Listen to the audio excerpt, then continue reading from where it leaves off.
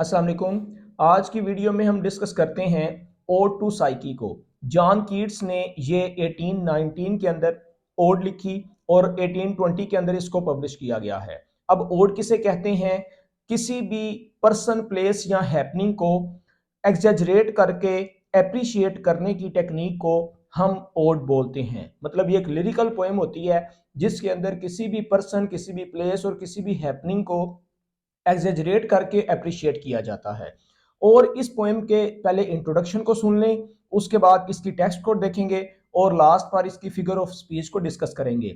Introduction ये है कि साइकी, यहाँ पर आपको पता है कि 1819 के अंदर जो जॉन कीट्स है, इसको टीबी का मर्ज लाहक हो गया था और इसके बड़े भाई जो कि टॉम हैं वो भी ट्यूबरक्लोसिस की वजह से फौत हुए। इसकी मदर को भी ट्यूबरक्लोसिस, क्योंकि ये एक मारूसी बीमारी थी और उस वक्त ये एक लाइलाज मरज था। अब इस बीमारी के लाहक होने की वजह से उन्होंने अपनी मोहब्बत में, जो उनकी एक बिलव्ड थी फैनी ब्राउन, उसकी मोहब्बत में ये पोएम लिखी है। क्योंकि साइकी एक गॉडेस है, ग्रीक रेफरेंस है, और असल में उसने साइकी को जब डिस्कस किया है तो फैनी ब्राउन को अपने माइंड में रखते हुए किया है। उसके अलावा मैं यहाँ साइकी की ब्यूटी को आपके सामने इंट्रोड्यूस करवाता हूँ। साइकी असल में एक ग्रीक गॉडेस है जिसका नाम है वीनस। वो भी बहुत ज़्यादा खूबसूरत है, लेकिन साइकी की खूबसूरती की वजह से साइकी भी ग्रीक गॉडेस है और वीनस भी ग्रीक गॉडेस है। तो साइकी की खूबसूरती की वजह से जो वीनस है वो इससे जेलस हुई है और उस वीनस ने अपने बेटे क्यूपिड से कहा, जो कि उसका बेटा था, जिसको गॉड ऑफ लव भी कहते हैं, क्यूपिड से कहा कि तुम ऐसा करो, साइकी को अपनी मोहब्बत में गिरफ्तार करो ताकि मैं इससे बदला ले सकूं। अब जो क्यूपिड है वो इतना ज्यादा अपना तीर चलाने में माहिर था कि जिसको उसका तीर लग जाता है, अकॉर्डिंग टू ग्रीक मैथोलॉजी, जिसको क्यूपिड का तीर लग जाता है वो उसकी मोहब्बत में गिरफ्तार हो जाता है। तो ऐसा ही हुआ, क्यूपिड ने तीर चलाया, लेकिन अनफॉर्चुनेटली वो तीर साइकी को लगने की बजाय खुद क्यूपिड को ही लग गया। तो दूसरे लफ्जों में यह समझ ले कि क्यूपिड बजाय इसके साइकी को अपना दीवाना बनाता, क्यूपिड ही साइकी का दीवाना बन गया। तो ये इसका इंट्रोडक्शन है। बाकी इसकी हम टेक्स्ट को डिस्कस करते हैं। ओ गॉडेस, ए देवी, यहां पर साइकी को डायरेक्ट पोएट ने मुखातब करते हुए ओ गॉडेस का वर्ड बोला है।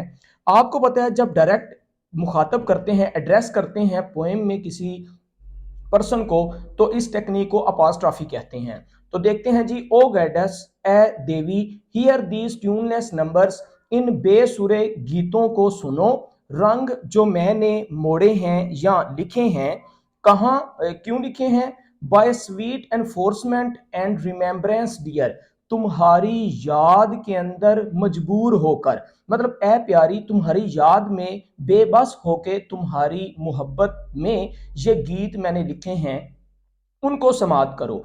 एंड पार्डन डैट, और मैं माफी तलब करता हूं, दाई सीक्रेट्स शुड बी संग, कि मैं तुम्हारी पोशीदा चीजों को गा डालूंगा, मतलब लिख दूंगा। पोइट जो है वो यहां पर कह रहा है कि तुम्हारी पोशीदा चीजों को, सीक्रेट्स को, छुपी हुई चीजों को मैं जाहिर कर दूंगा।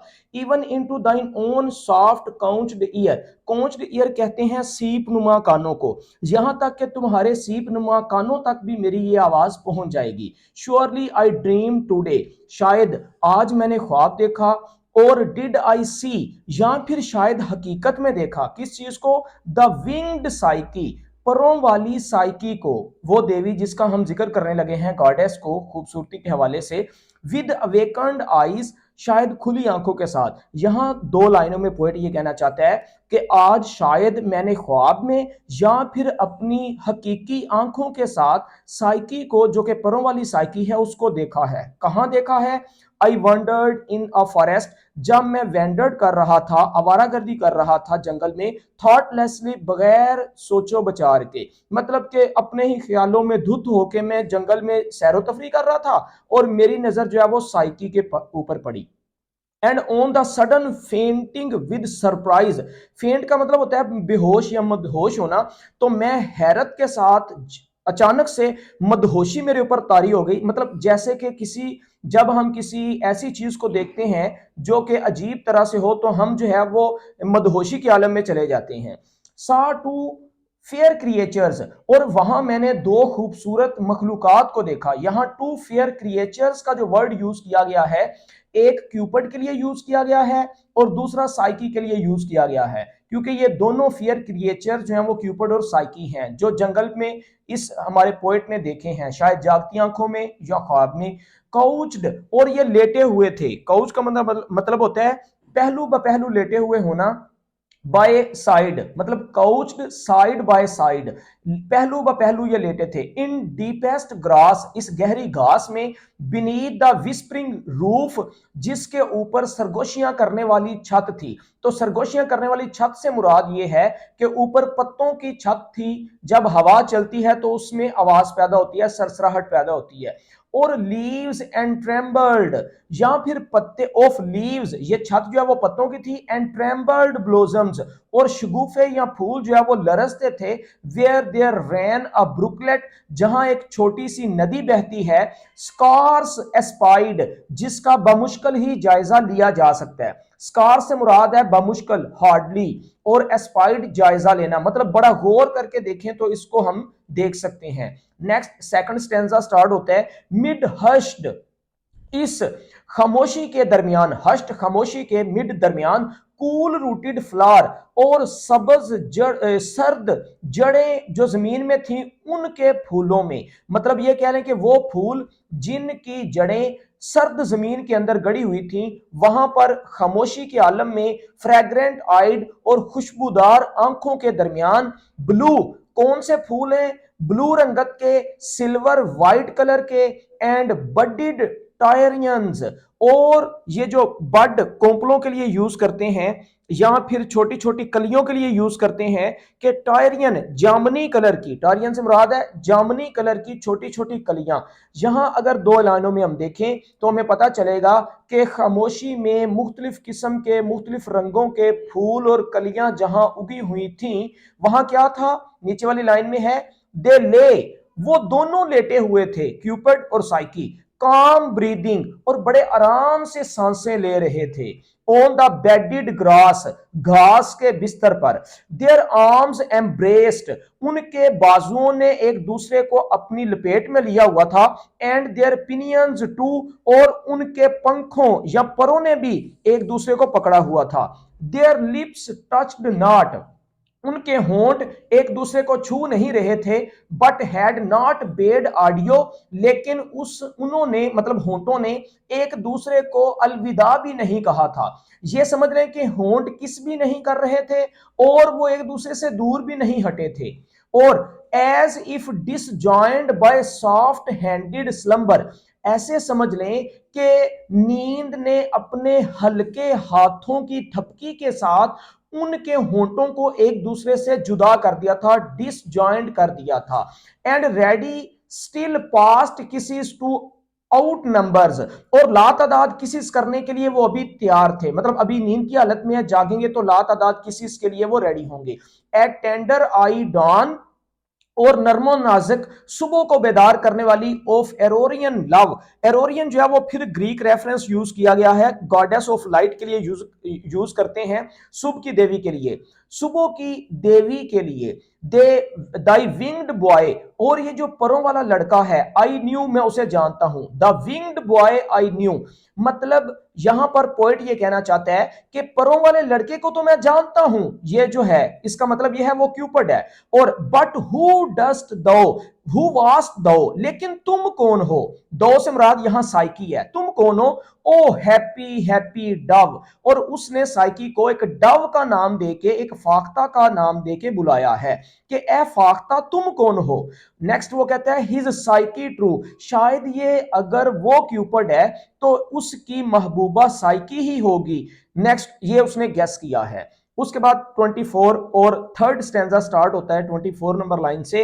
ओ लेटेस्ट, अब साइकी को वो डिफाइन करने लगा है कि असल में साइकी कौन है, उसकी तारीफ यहां पर इस स्टेंजा में मिलेगी। ओ लेटेस्ट बॉर्न, साइकी वो है जो सबसे आखिर पर पैदा हुई। And loveliest vein for of all Olympus faded hierarchy, और जितने भी ओलंपस गॉड हैं, जो दर्जा बदर्जा, हिरार्की का मतलब होता है दर्जा बदर्जा, जो दर्जा बदर्जा वहां पर आए और मदम हुए, उन सब में सबसे प्यारी है, लवलीएस्ट है। यहां इन दो लाइनों में हमें पता चला कि साइकी नंबर एक तो ओलंपस, ये ओलंपस जो है ना, ये एक माउंटेन है जहां पर गॉड और गॉडेसेस रहती हैं, और वो कहता है कि इस ओलंपस माउंटेन पर सबसे आखिर पर जिसका ज़हूर हुआ वो साइकी है, और ये उन सारे गॉड और गॉडेसेस से खूबसूरत है, लवलीएस्ट है, फेयरर। उसके बाद उसने कहा फेयरर देन फ्योबीज सफियर, जो नीलम है, सफियर कहते हैं नीलम को, जो फ्योबीज के सफियर्स हैं उससे भी खूबसूरत है, रिजर्न्ड स्टार, जो उस इलाके में पाए जाने वाले सितारे, मतलब सितारों से खूबसूरत है साइकी, ओलंपस गॉड्स से खूबसूरत है और सबसे एंड पे आई है, और वेस्पर या फिर जो सितारा है, amorous glow warm of sky, जिसको उसने आसमान का जुगनू ग्लो वार्म कह के बुलाया है, कहते हैं उस वेस्पर से भी ज्यादा ये खूबसूरत है साइकी। उसके बाद कहते हैं फेयरर देन दीज, और उन सब से खूबसूरत है, दो टेंपल दो हैज नन, अगरचे तुम्हारा कोई मंदिर नहीं है, मतलब जितने भी ओलंपस गॉड और गॉडेसेस थी ओलंपिया, ओलंपस माउंटेन पे, उन सब के टेंपल्स मौजूद हैं, और उनके मुख्तलिफ टेंपल्स के अंदर उनका नाम लिया जाता है, लेकिन अगरचे तुम उन सब से प्यारी हो, लेकिन तुम्हारा कोई टेंपल नहीं है अपना, कोई मंदिर नहीं, nor altar heaped with flowers, और कोई ऐसी कुर्बानगाह नहीं है जहां पर फूलों का ढेर लगाया गया हो तुम्हारे लिए, नॉर वर्जन क्वायर, और ना ही कोई ऐसा ताजा वर्जन, वैसे कंवारी लड़की के लिए यूज करते हैं, अनमैरिड गर्ल के लिए, यहां पर ताजा तरीन गीतों के लिए यूज किया गया है कि कोई नए गीत नहीं है, टू मेक डिलीशियस मोन, जिनके अंदर बहुत पुरकैफ कराहट के साथ या कराहने के साथ तुम्हारे गीत को गाया गया हो, upon the midnight hours, आधी रात के लम्हात में, no voice no lute no pipe no incense sweet, कोई आवाज नहीं तुम्हारे लिए, कोई ल्यूट और पाइप, ये मौसीकी के आलात हैं, बांसुरी के लिए यूज करते हैं, सरंगी के लिए यूज करते हैं, कोई तुम्हारे लिए बांसुरी और सरंगी नहीं बजाई गई, नो इंसेंस स्वीट, इंसेंस खुशबू को कहते हैं, और कोई प्यारी खुशबुएं नहीं है जो तुम्हारे लिए जलाई जा रही हो, ऊद नहीं जलाए जा रहे, कहां पर, from chain swung sensor teeming, chain जंजीर को कहते हैं, स्वंग लटके हुए, सेंसर ऊद दान, जहां पर ऊद जलाया जाता है, खुशबुएं जलाई जाती हैं, टीमिंग जो लबालब भरा हुआ हो, मतलब कि ऊद दान के अंदर कोई खुशबुएं तुम्हारे लिए नहीं जलाई जा रही, नोर नो श्राइन, कोई ऐसा मजार नहीं तुम्हारा बनाया गया, नो ग्रूव, और ना ही कोई दरख्तों का झुंड है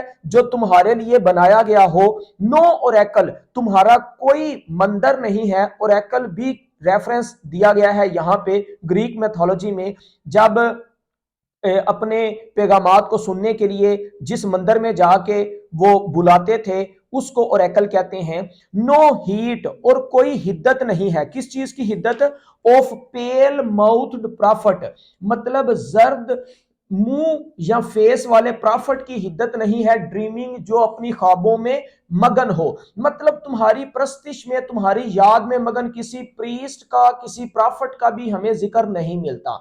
नेक्स्ट, उसके बाद फोर्थ स्टैंजा इसका है, ओ ब्राइटेस्ट, पोइट ने फिर उसको मुखातब डायरेक्ट करके अपॉस्ट्रॉफी का यूज करते हुए कहा कि ए सबसे खूबसूरत, though too late for antique vows, तुम इतना आखिर पर आई हो कि जब वो कदीम अहदो पैमा हो रहे थे तुम उनमें सबसे एंड पर थी, एंटीक से मुराद कदीम और वो से मुराद अहद या कसमें। इस लाइन का मतलब यह है कि जब ओलंपस माउंटेन पर मुख्तलिफ गॉड और गॉडेसेस कस्में खा रहे थे उस वक्त तुम बहुत ताखीर से आई, तो इसका मतलब यह है कि तुमने अपने लिए अपने मदाह पैदा नहीं किए या आपके परिस्तार पैदा नहीं हुए, too too late for the fond believing lyre, और तुम इतनी लेट आई, लायर बरबत के लिए यूज करते हैं मौसीकी क्याले के लिए, कि उस वक्त तक लोग मौसीकी के ऊपर यकीन रखना भी कम कर चुके थे। When Holi were the haunted forest बो, और उससे पहले क्या था, सबसे होली मुकद्दस समझी जाती थी। वर द हॉन्टेड फॉरेस्ट मतलब कि साए वाले जंगलात और साए वाले दरख्त जो है वो कंसिडर किए जाते थे। तो यहां इस लाइन का मतलब यह है कि जब लोगों के यकीन आसेब पर ज्यादा होते थे और लोग मुकद्दस चीजों की प्रस्तिश ज्यादा करते थे, तुम उस वक्त ताखीर से आई थी। होली द एयर, हवा मुकद्दस थी। द वाटर, पानी मुकद्दस था। एंड द फायर, और आग। मतलब इन चीजों की तरफ लोगों का ध्यान है, सुपरस्टिशियस बिलीव थे लोगों के। Yet even in these days, बल्कि इसके बावजूद वो कहते हैं उन दिनों में, सो फार रिटायर्ड, तुम जो है वो बहुत ताखीर से आए, रिटायर्ड हुए, फ्रॉम हैप्पी पार्टीज, और खुशी की जो मतलब खुशी के जो तकवे हैं वो तुम्हें नसीब हुए। डाइल्यूसेंट फैंस, और तुम्हारे जो बहुत ज्यादा तारीफ करने वाले मदाह थे वो। यहां ये है, yet even in these days so far retired, अगरचे तुम बहुत ज्यादा ताखीर से आए लेकिन इसके बावजूद उस वक्त लोग जो है वो मुनहरफ हो चुके थे। किन चीजों से? रिटायर्ड का मतलब होता है मुनहरफ हो जाना, मतलब दस्तबरदार हो जाना। उस दिनों लोग तारीफ करने से दस्तबरदार हो चुके थे। फ्रॉम हैप्पी पिटीज द इल्यूसेंट फैंस, और तुम्हारे जो ब्राइट फैंस या मदा थे उनसे। फ्लटरिंग अमंग द फेंट ओलंपियंस, और उस वक्त तुम ओलंपियंस के अंदर फड़फड़ा रही थी दूसरे उन गॉड और गॉडेसेस के अंदर जिनकी बहुत ज्यादा प्रस्तिश की जाती थी। कहते हैं अगरचे तुम्हारी तारीफ तो उस काबिल नहीं हो सकी जो दूसरे गॉड और गॉडेसेस की हुई। उसकी वजह यह है कि इस स्टैंजे में हमें यह पता चला है उससे पहले गॉड और गॉडेसेस अपने अहद ले चुके थे और वो गॉड और गॉडेसेस की प्रस्तिश बहुत ज्यादा हो चुकी थी। लोग उस वक्त जो है वो हॉन्टेड या बहुत ज्यादा जो असेब चीजें हैं उनके ऊपर यकीन रख चुके थे, और उसके बाद यकीन लोगों का कम हो चुका था जब तुम इस दुनिया में या ओलंपियंस में आई थी। तो नेक्स्ट वो कहता है, पोएट कहता है, आई सी, वहां लोग जो मुख्तलिफ मदा थे तुम्हारे वो तो नहीं तुम्हें मिले, लेकिन मैंने तुम्हें देखा है। आई सी एंड सिंग, और मैं तुम्हारे लिए गीत गाता हूं। Bye my own I inspired, क्योंकि मैं किसी के सुनने से नहीं अपनी आंखों से खुद मुतासर होकर तुम्हारी तारीफ में गीत गाऊंगा। सो लेट मी बी दाई क्वायर, मुझे तुम्हारा गीत बन जाने दो। एंड मेक अ मोन, और मुझे कराहने दो, मतलब मुझे मातमी आवाज निकालने दो। अपॉन द मिडनाइट आवर्स, आधी रात के लम्हात में। दाई वॉइस, मैं तुम्हारी आवाज बनूंगा। दाई ल्यूट, मैं तुम्हारे लिए बांसुरी। दाई पाइप, मतलब मैं सरंगियां और बांसुरियां बनूंगा तुम्हारे लिए। दाई इंसेंस स्वीट, और मैं तुम्हारी खुशबू जो है वो बनूंगा। फ्रॉम स्विंग्ड सेंसर टीमिंग, वो जो लटके हुए ऊददान है, सेंसर ऊददान को कहते हैं, जो भरे हुए लटके ऊददान है वहां से खुशबू मैं तुम्हारे लिए क्रिएट करूंगा। दाई श्राइन, मैं तुम्हारा मंदिर बनूंगा। दाई ग्रूव, मैं तुम्हारा दरख्तों का झुंड बनूंगा। क्योंकि वो ये बातें इसलिए कर रहा है, इससे पहले जो गॉड और गॉडेसेस आए हैं उनकी तो प्रस्तिश की गई है, लेकिन तुम चूंकि एंड पे आए जब अहदो पैमा हो चुके थे, तुम्हारी प्रस्तिश नहीं हुई, तो मैं ये सारे काम तुम्हारे लिए खुद पोएट कहते करूंगा। दाई और एकल, तुम्हारा और एकल मैं बनूंगा जहां से आंसर्स मिलते हैं। दाई हीट, और वो जो हिद्दत चाहिए होती है किसकी? ऑफ पेल माउथ प्रॉफिट की, जो पीछे हम पढ़ चुके हैं, पेल माउथ प्रॉफिट की हिद्दत, वो मैं बनूंगा ड्रीमिंग, जो ख्वाब में होता है। तो यहां इस जगह पर हमें यह पता चला कि पोएट सारी की सारी तारीफ उस गॉडेस की या साइकी की खुद करना चाहता है। नेक्स्ट वो कहता है यस, और हां, I will be Dai priest, मैं तुम्हारा पुजारी या पादरी बनूंगा। एंड बिल्ड अ फेन, और मैं तुम्हारे लिए एक इबादतगाह तामीर करूंगा। फेन से मुराद है इबादतगाह बनाना। In some untrodden regions of my mind, और मैं इबादतगाह कहां बनाऊंगा? फेन से मुराद इबादतगाह है, लेकिन वो कह रहा है इबादतगाह मैं किसी जमीन पर नहीं बनाऊंगा या किसी गांव में या किसी इलाके में नहीं बनाऊंगा। Untrodden region of my mind, वो बगैर रुंदे हुए इलाके जो मेरे जहन के हैं, मतलब मेरे जहन के वो हिस्से जिसको कभी किसी ने टच नहीं किया या जहां कभी किसी ने कदम नहीं रखा, उस जगह पर मैं तुम्हारे लिए मंदिर तामीर करूंगा। सादा लफ्जों में यह कह लो कि वो अपने थॉट्स के अंदर उसका मंदिर बनाने का सोच रहा है अपने माइंड में। आगे, वेयर ब्रांच्ड बफ thoughts, sorry, where branched thoughts, जहां पर शाखों वाले ख्यालात अपने दिमाग के, new grown with pleasant pain, नए पैदा होते हैं खुशगवार दर्द के साथ। तो प्लेजेंट पेन, दर्द जो है वो खुशगवार कब होता है? चूंकि यहां पर पैराडॉक्स यूज किया गया है, इस टेक्निक को ऑक्सीमोरोन कहते हैं जब पोएट इस तरह की टेक्निक यूज करता है। तो आगे चलते हैं, वो कहता है यहां पे, मैं अपने थॉट्स के अंदर उनकी शाखों पर जहां नए नए दुख जन्म लेंगे खुशी के साथ, वहां पर तुम्हारा मंदिर तामीर करूंगा या बनाऊंगा। इंस्टेड ऑफ पाइन्स, और वो कहता है कि मैं पाइन के दरख्त या सनोबर के दरख्त नहीं उगाऊंगा उस मंदिर में। शैल मरमर इन द विंड, क्यों? क्योंकि अगर दरख्त लगाए जाएंगे तो वो तो हवा में सरसराहट पैदा करेंगे, और मैं तुम्हारा मंदिर बड़ा पुरसुकून बनाना चाहता हूं जहां सरसराहट की आवाज भी ना हो। इसलिए उसने कहा, instead of pines shall murmur in the wind, बजाय इसके कि सनोबर जो कि हवा के अंदर सरसराहट पैदा करता है, far far around shall those dark clustered trees, मैं इन तारीक झुरमट वाले दरख्तों से बढ़िया दरख्त जो है वो उगाने की कोशिश करूंगा। तो यहां इसका मतलब यह है कि वो प्योर किस्म के जो माइंड में दरख्त उगाने की बात कर रहा है वो जिक्र करता है। उसके बाद कहता है, fledged the wild rigid, fledged पर लगाने के लिए यूज किया गया है, मैं इस जंगली इलाके को पर लगा दूंगा। रिज्ड माउंटेन्स, मतलब कि खुरदरी नाहमवार पहाड़ों को पर लगा दूंगा, स्टीप बाय स्टीप, जो के साथ साथ या ढलवानदार वहां पर मौजूद होती हैं। मतलब ढलवानदार जो नाहमवार पहाड़ियां हैं उनको पर लगेंगे, एंड जो माइंड के अंदर है, मतलब रियलिटी में नहीं। एंड देयर बाय जिफर, जहां पर हवा चलेगी, स्ट्रीम्स नदियां होंगी, एंड बर्ड्स और परिंदे होंगे, एंड बीज और शहद की मक्खियां होंगी। तो ये सारी चीजें माइंड से वो बना रहा है। मतलब मैं बार बार ये कह रहा हूं कि ये हकीकत में एग्जिस्ट नहीं करती, उसके थॉट्स में एग्जिस्ट करती हैं कि जहां हवा। तो इसका मतलब ये हुआ कि वो जो ऐसी चीजों को डिस्कस कर रहा है जो रियलिटी में है ही नहीं, थॉट्स के अंदर है। क्योंकि आपने जॉन कीट्स को भी देखा था, तो वो कहते हैं, heard melodies are sweet but those unheard are sweeter, वो मेलोडीज जो सुनाई देती हैं वो बहुत अच्छी हैं, but those unheard are sweeter, जो नहीं सुनाई देती वो उनसे भी बढ़िया है। तो ये वो मंदिर है जो एग्जिस्ट नहीं करता, उसके थॉट्स में बना हुआ एक मंदिर है। नेक्स्ट वो कहते हैं, and sorry the moss lain dryad, जहां पर कई ज्यादा दरख्तों की देवी होगी। ड्राइड दरख्तों के लिए यूज करते हैं, ये भी एक ग्रीक मेथोलॉजी है।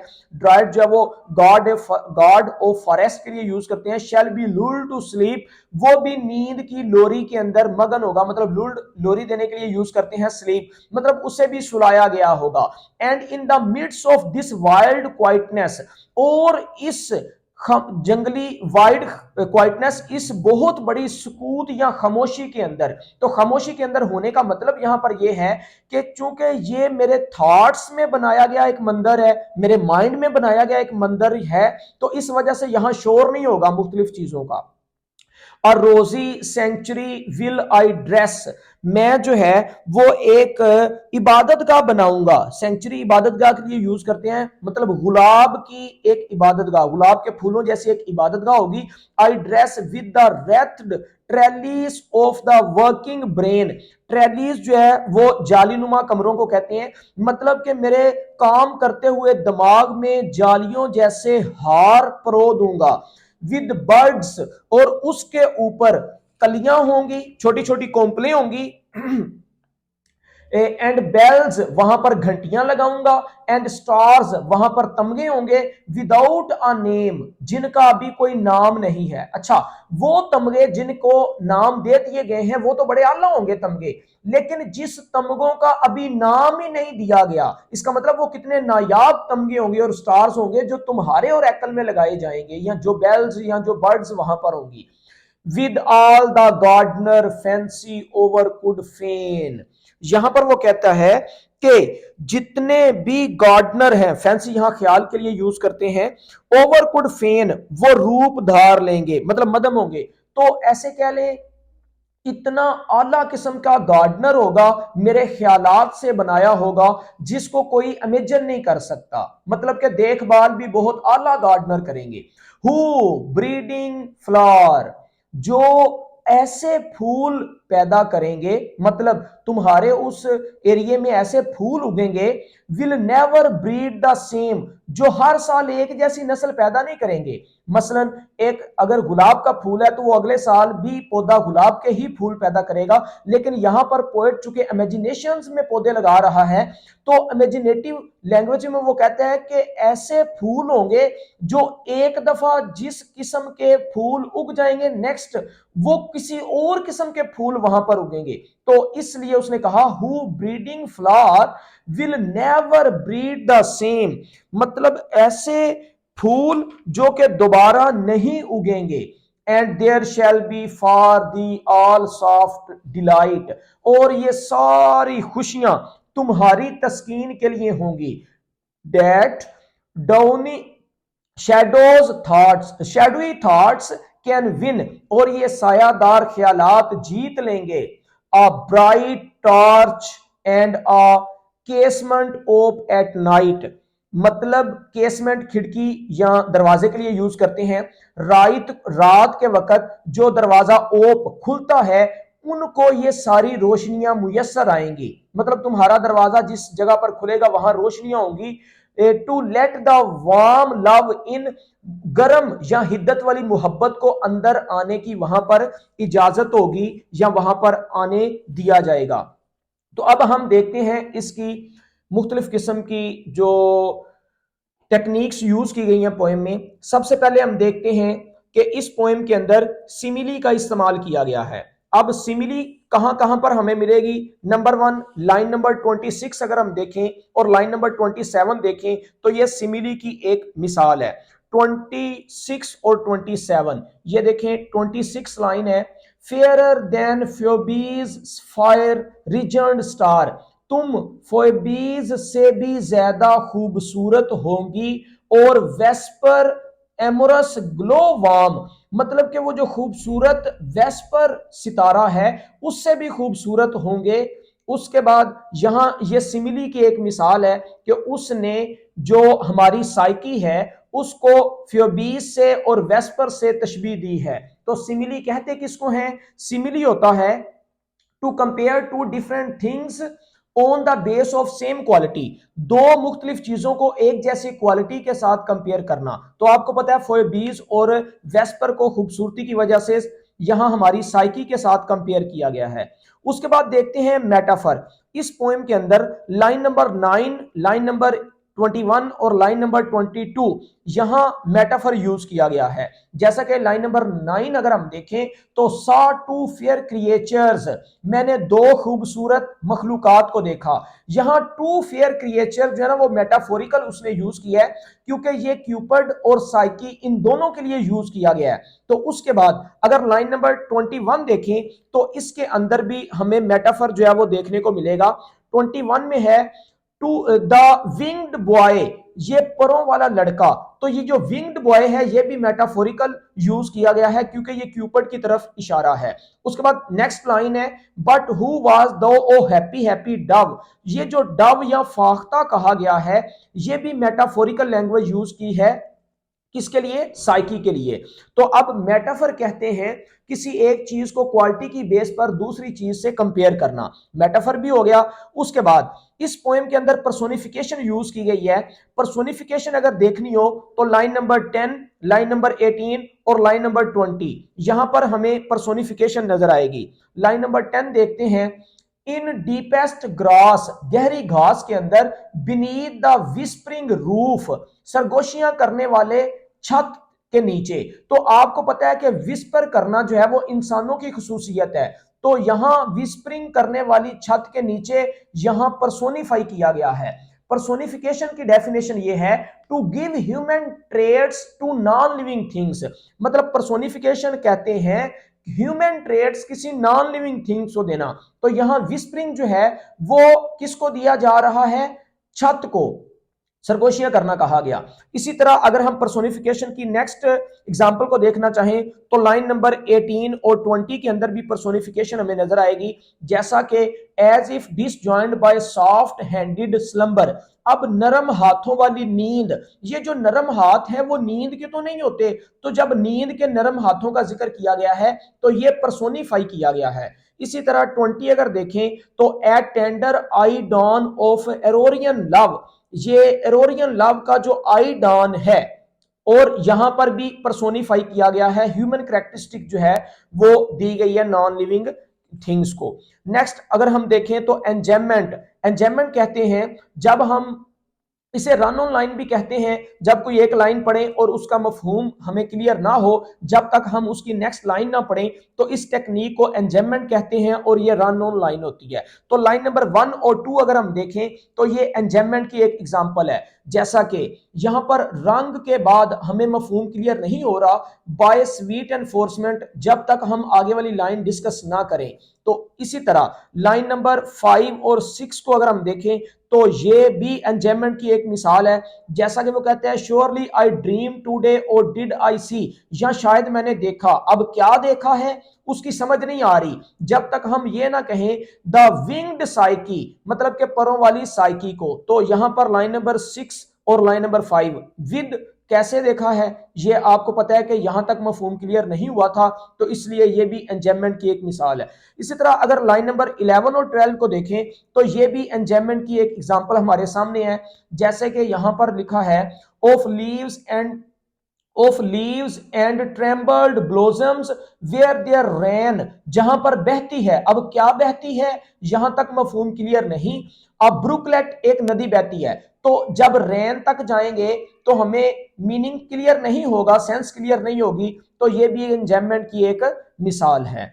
आगे चलते हैं जी एलिट्रेशन पर। एलिट्रेशन किसे कहते हैं, एलिट्रेशन एक ऐसी टेक्निक को कहते हैं जिसमें बिगिनिंग ऑफ टू और more than two words in the same line with the same letters, मुख्तलिफ वर्ड्स को एक ही लाइन के अंदर एक ही लेटर्स में शुरू करना। ये लाइन नंबर 3 के अंदर 2 दफा यूज किया गया, 5, 6, 9 के अंदर 2 दफा, 24, 35, 38 के अंदर 2 दफा, 43 और 39, ये जो है वो एलिट्रेशन की एग्जांपल है। सबसे पहले लाइन नंबर 3 को अगर हम देखें तो है डैट डाई, यहां पर टी और टी। इसी तरह सीक्रेट शुड संग, तो एस एस एस, ये 2 एलिट्रेशन की एग्जांपल लाइन नंबर 3 में हमें मिली। इसी तरह लाइन नंबर 5 को अगर हम देखें, यहां है श्योरली आई ड्रीम्ड टुडे और डिड आई, तो यहां ड्रीम्ड, डे और डिड ये डी लेटर से स्टार्ट हो रहे हैं, एलिट्रेशन की एक एग्जांपल है। अगर लाइन नंबर 9 को देखें तो इसमें भी 2 दफा एलिट्रेशन यूज किया गया है, जैसा कि सा टू फेयर क्रिएचर्स क्राउच्ड, 2 मखलूकात पहलू ब पहलू थी, तो क्रिएचर्स और काउच्ड और side by side S S और सी सी 2 एलिट्रेशन की एग्जांपल्स हैं। अगर लाइन नंबर 24 को हम देखें तो इसके अंदर भी एलिट्रेशन जो है वो हमें देखने को मिलेगी, जैसा कि 24 में है ओ लेटेस्ट बोर्न एंड लवलीएस्ट, तो एल और एल लेटेस्ट और लवलीएस्ट यहां पर 24 है। इसी तरह 25 लाइन को अगर हम देखें तो उसके 35 को सॉरी, तो उसके अंदर भी हमें एलिट्रेशन जो है वो देखने को मिल सकती है, जैसा कि 35 लाइन है ऑफ पेल माउथड प्रॉफिट, तो पी और पी पेल माउथड प्रॉफिट ये भी उसकी एक एग्जांपल है। अगर 35 के बाद देखना चाहें तो 38 में और 43 में भी है। 38 में है when Holi were the haunted, तो डब्ल्यू और डब्ल्यू व्हेन और वर, इसी तरह होली और हॉन्टेड ये भी यूज किया गया है 38 के अंदर 2 दफा। और नेक्स्ट जो है वो 38 के बाद 43 लाइन जो है उसमें भी पाई जाती है एलिट्रेशन की एग्जांपल, जैसा कि आई सी एंड सिंग एस एस ये भी हमें एलिट्रेशन की एग्जांपल। उसके बाद 39 के अंदर एलिट्रेशन हमें मिलेगा, जैसा कि ओ ओ सॉरी 39 के अंदर जो है ना वो यहां हम देखें तो Holi the air the water, यहां पर दा एंड दा टी जो है वो एलिट्रेट किया गया है, एलिट्रेशन की एग्जांपल्स हमारे सामने। उसके बाद अपोस्ट्रोफी भी यूज की गई है। आपको पता है कि अपोस्ट्रोफी लाइन नंबर 1 में, लाइन नंबर 24 में और लाइन नंबर 26 में हम देख सकते हैं, जैसा कि अपोस्ट्रोफी उस टेक्निक को कहते हैं जब पोएट डायरेक्ट एड्रेस करता है किसी चीज को, तो यहां साइकी को डायरेक्ट एड्रेस किया है जॉन कीट्स ने ओ गॉडेस कह के। तो लाइन नंबर 1 के अंदर जो है वो हमें एलिट्रेशन की एग्जांपल नजर आ रही है। इसी तरह लाइन नंबर 24 के अंदर भी अपोस्ट्रोफी यूज हुई है, जैसा कि 24 में है ओ लेटेस्ट, तो ये भी डायरेक्ट स्पीच की गई है। उसके बाद लाइन नंबर 36 में भी हमें अपोस्ट्रोफी जो है वो देखने को मिलेगी, जैसा कि वो कहता है ओ ब्राइटेस्ट, ए सबसे खूबसूरत।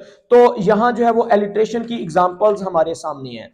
उसके अलावा अगर मजीद एलिट्रेशन की एग्जांपल हमने देख, इसकी एनाफोरा की टेक्निक को डिस्कस कर लेते हैं। एलिट्रेशन के बाद एनाफोरा कहते हैं ऐसी टेक्निक को जिसके अंदर बिगिनिंग ऑफ टू और more than two lines with the same words, मतलब दो लाइनों को एक लफ्ज के साथ, या तीन लाइनों को, मतलब दो या दो से ज्यादा लाइनों को एक लफ्ज के साथ शुरू करना। ये 29, 30, 60, 61 और 62 ये इनकी एग्जांपल्स हैं। सबसे पहले 29 नंबर लाइन को अगर हम देखें तो यहां पर है nor altar heaped with flower nor virgin choir. तो ये जो नार नार दो दफा यूज किया गया है, ये एनाफोरा की एग्जांपल है हमारे सामने। इसी तरह यहां पर दाई वाइस और दाई श्राइन, ये भी एनाफोरा हमारे सामने मौजूद है। और लास्ट पे अगर हम इधर देखें तो विद यहां भी है 60 नंबर लाइन पर विद, और 61 लाइन पर भी विद, और 62 लाइन पर भी विद द रेथ्ड, उसके बाद विद बर्ड्स, और उसके बाद विद ऑल द गार्डनर्स। तो ये विद को एनाफोरा के तौर पर इस्तेमाल किया गया है। उसके बाद इस पोएम के अंदर जो यूज होने वाली टेक्निक है जिसे हम हेलिनिज्म कहते हैं, हेलिनिज्म असल में ग्रीक एलियन को मेंशन करने के लिए यूज करते हैं। ग्रीक आर्ट को, ग्रीक कल्चर को, ग्रीक लिटरेचर को और ग्रीक रेफरेंसेस को कोड करने के लिए जो टेक्निक इस्तेमाल की जाती है उनको हम हेलिनिज्म कहते हैं। अब हेलिनिज्म लाइन नंबर 6 के अंदर, लाइन नंबर 20 के अंदर, लाइन नंबर 25 में और 26 और 27, 40, 34 और 57 यहां हेलेनिक जो एलियंस हैं वो यूज किए गए हैं। तो हम ये कह सकते हैं कि जॉन कीट्स जो वो वैसे भी एक हेलेनिस्टिक पोएट है। अगर लाइन नंबर 6 में देखें, इवन के टाइटल भी इसका जो है वो हेलेनिज्म को शो करता है। साइकी लाइन नंबर 6 में हेलेनिज्म की एक एग्जांपल है। इसी तरह अगर हम आगे चलें तो लाइन नंबर 20 के अंदर एरोरियन जो कि गॉड ऑफ लव है, उसके लिए हेलिनिज्म की एक एग्जांपल हमारे सामने मौजूद है। एरोरियन के नाम से फ्योबीज हेलिनिज्म है, वेस्पर हेलिनिज्म है, ओलंपस जो हेलिनिज्म की एग्जांपल है, और एक्ल भी हेलिनिज्म है। इसके अलावा ड्राइड जो कि गॉड ऑफ फॉरेस्ट है, वो भी हेलिनिज्म की एग्जांपल बन के हमारे सामने है। हेलिनिज्म के बाद हम देखते हैं राइमिंग स्कीम को, और ये लास्ट टेक्निक होगी जिसको जस्ट मैंने हर स्टेंजे के लास्ट पे लिख दिया है। आप लाइंस के एंड पर इनकी राइमिंग को चेक कर सकते हैं। तो फर्स्ट स्टेंजा की जो राइमिंग स्कीम है इसमें है A B C D E D E F G E G H I J J K I. तो फर्स्ट स्टेंजा की राइम स्कीम ये है।